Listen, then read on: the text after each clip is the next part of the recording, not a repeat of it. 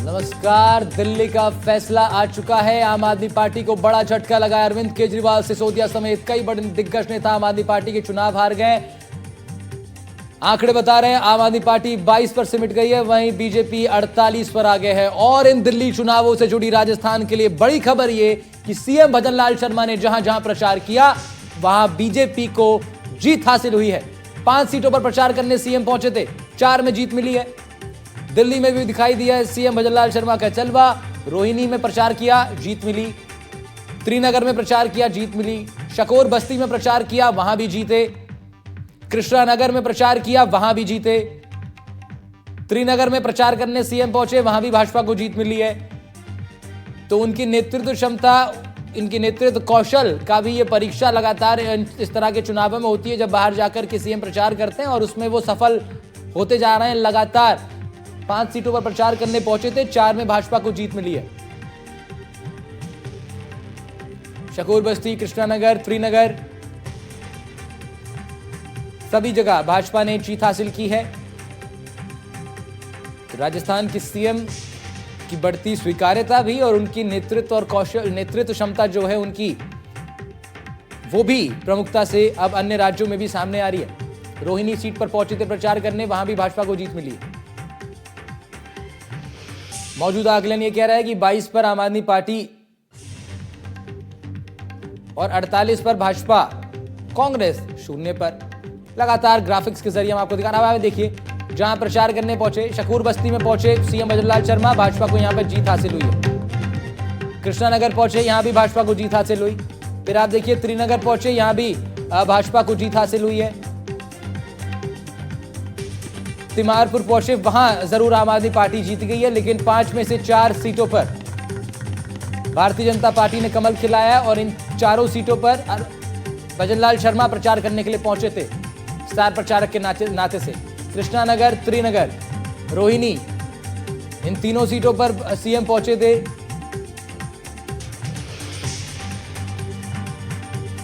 मुबारक खान हमारे सहयोगी राजधानी जयपुर से जुड़ रहे हैं हमारे साथ, उनका रुख कर लेते हैं। मुबारक का उनके भजनलाल शर्मा की जो नेतृत्व कौशल है उस पर लगातार मोहर लगती जा रही है। 5 सीटों पर प्रचार करने पहुंचे, 4 में कमल खिला है। बिल्कुल, देखिए दिल्ली विधानसभा चुनाव के जो परिणाम है वो लगभग साफ हो चुके हैं। लंबे समय बाद जो आम आदमी पार्टी है वो अब सत्ता से बाहर होती हुई दिखाई दे रही है। हालांकि कई चुनावी जब सभाएं चल रही थी तो कई सारे वादे, कई सारी घोषणाएं और तमाम चीजें की गई। एक दूसरे पार्टियों ने एक दूसरे पर आरोप प्रत्यारोप भी किए, लेकिन अंतिम जो फैसला है वो आज जनता ने सुना दिया और उस फैसले में कहीं ना कहीं भाजपा को जीत यहाँ पर मिलती हुई दिखाई दे रही है। और बड़ी बात देखिए राहुल, यहाँ पर यह है कि जिस तरीके से जिस दिन मतदान था, तो मतदान वाले दिन प्रधानमंत्री नरेंद्र मोदी महाकुंभ में डुबकी लगाने गए थे और आज राजस्थान के जो मुख्यमंत्री हैं भजनलाल शर्मा, जिस दिन मतगणना हो रही है उस दिन वो अपनी पूरी कैबिनेट और अपने मंत्रिमंडल के जो सदस्य हैं और विधायक हैं उनके साथ वो महाकुंभ में डुबकी लगाने पहुंचे हैं। तो कहीं ना कहीं दोनों आपस में लिंक करते हैं। और एक बड़ी बात ये भी रही कि जब राजस्थान के कई नेता वहां पर पहुंचे थे और खुद मुख्यमंत्री भजनलाल शर्मा दिल्ली प्रचार में पहुंचे थे, तो 11 बड़ी सभाएं इन्होंने की, कई गली नुक्कड़ सभाएं इन्होंने वहां पर की और उसी के साथ साथ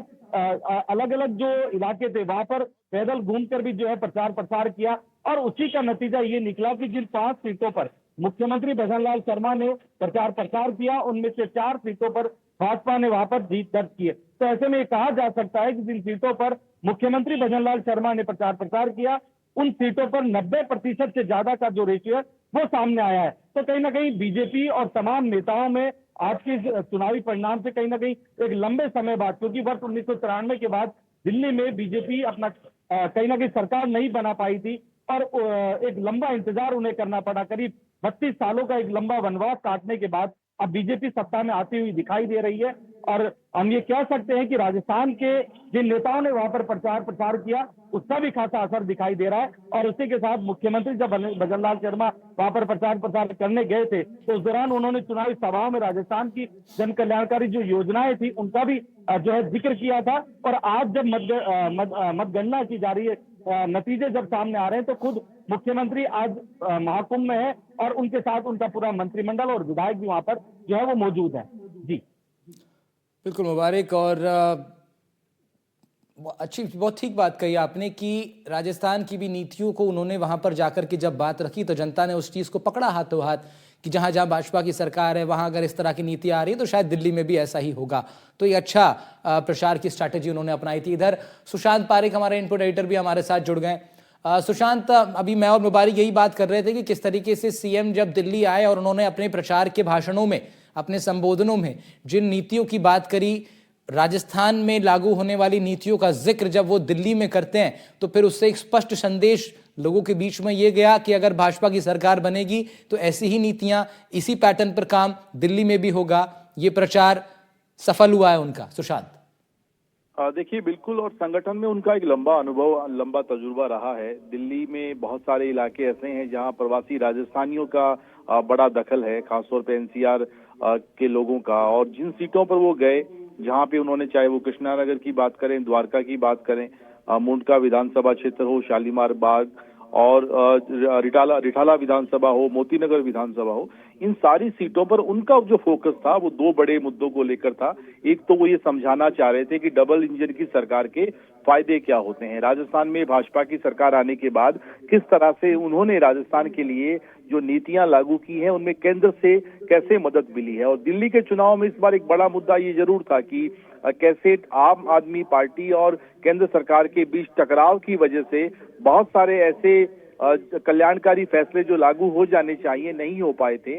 तो एक माइंडसेट इस बार जरूर पहले से था, उसको थोड़ा उन्होंने भाजपा के पक्ष में मोड़ने का काम किया। बहुत सारे ऐसे फैसलों का हवाला दिया, बजट का हवाला दिया। हरियाणा चुनाव का एक तजुर्बा उनके पास था। हरियाणा में जिस तरह से भाजपा को जीत मिली, उसमें उनका जो योगदान था वो भी उन्होंने बताया कि कैसे हरियाणा में जब वो गए और देश के कई ऐसे दूसरे राज्य जहां लोकसभा चुनाव में वो जब जाते थे, प्रवासी राजस्थानियों के बीच उनकी लोकप्रियता हमने देखी थी। तो स्ट्राइक रेट उनका बहुत अच्छा है राहुल। और जिन सीटों पर गए हैं, आप जो बता रहे हैं कि 5 में से 4 सीटों पर वो जीत दर्ज की है भाजपा ने, तो एक बहुत अच्छा साइन है और वो समझाने में, बताने में कामयाब रहे। और दूसरी बात ये कि जब प्रवासी राजस्थानी रहते हैं उनके बीच अपने स्टेट का सीएम आकर कोई बात कहे और बहुत कनेक्टिंग वे में वो मिले, जिस तरह से वो आमतौर पर अपने लोगों के बीच जाकर मिलते हैं, अपनी ही भाषा में, देसी अंदाज में वो बात करते हैं, तो एक अपील भी करती है। उसी का परिणाम हम चुनाव परिणामों में देख पा रहे हैं। सुशांत पारेख बने हुए हैं हमारे साथ, हमारे इनपुट एडिटर। और इधर हम आपको कुछ ग्राफिक्स भी दिखा रहे हैं। देखिए, बीजेपी की तरफ से अभी कपिल मिश्रा को हम दिखा रहे थे, करावल नगर से चुनाव लड़े और आगे बढ़े। फिर सीएम ने जहां जहां प्रचार किया वो बहुत महत्वपूर्ण हो जाता है राजस्थान के लिहाज से। उन्होंने कृष्णानगर में प्रचार किया, भारतीय जनता पार्टी वहां पर जीत गई है। त्रिनगर में प्रचार किया, वहां भी भारतीय जनता पार्टी जीत गई है। रोहिणी में प्रचार किया, वहां भी भारतीय जनता पार्टी को जीत हासिल हुई है। साथ ही साथ शकूर बस्ती में सीएम प्रचार करने पहुंचे थे, वहां भी बीजेपी को बढ़त हासिल हुई है। एक सीट केवल बीजेपी ने हारी है। इधर 5 में से 4 सीटों पर सीएम जहां प्रचार करने पहुंचे वहां पर बीजेपी को जीत हासिल हुई है। मुबारक, भजनलाल शर्मा के राजनीतिक ग्राफ के लिए भी ये एक बड़ी सफलता इसको देखा जाएगा। बिल्कुल, देखिए राहुल, जब राजस्थान में उपचुनाव हुए थे तब भी एक ऐसी चर्चा थी कि क्योंकि पहली बार मुख्यमंत्री बने थे और एक कहीं ना कहीं राजनीति में एक लंबी लड़ाई लड़नी पड़ती है। और उपचुनाव की जब नतीजे आए तो बिल्कुल एक तरीके से बीजेपी ने यहाँ पर दूसरी पार्टी का सुपड़ा साफ कर दिया और एक ही सीट जो है यहाँ पर कांग्रेस जीत पाई थी। तो हम ये कह सकते हैं कि फिर उसके बाद जब दिल्ली में विधानसभा चुनाव शुरू हुए तो विधानसभा चुनाव के अंदर राजस्थान के मुख्यमंत्री भजनलाल शर्मा को वहां पर कुछ जो विधानसभा सीटें थी उनकी जिम्मेदारी दी जाती है और उन पर वो पूरी तरीके से खरा उतरते हैं। तो कहीं ना कहीं कार्यकर्ताओं का भी मनोबल ऊंचा होता है, जो प्रदेश की जनता है उसमें भी कहीं ना कहीं आत्मविश्वास पैदा होता है कि हमारे मुख्यमंत्री ने या हमारे यहाँ से आने वाले जो नेता हैं उनके वहां जाने से इतना असर पड़ा है। क्योंकि कहीं ना कहीं देखिए, जन कल्याणकारी योजनाएं और सरकार की जो बातें होती है वो एक राज्य से दूसरे राज्यों में जब लोगों तक पहुंचती है तो उसका भी कहीं ना कहीं असर दिखाई देता है। और इसी के साथ साथ मुख्यमंत्री भजनलाल शर्मा इस चीज में भी सफल हुए कि उन्होंने वहां की जनता को ये समझाने का प्रयास किया था कि डबल इंजन की सरकार का जो फायदा राजस्थान के लोग ले रहे हैं वो दिल्ली की जनता को भी मिलना चाहिए। तो उसी तर्ज पर उन्होंने अपनी सभाएं की,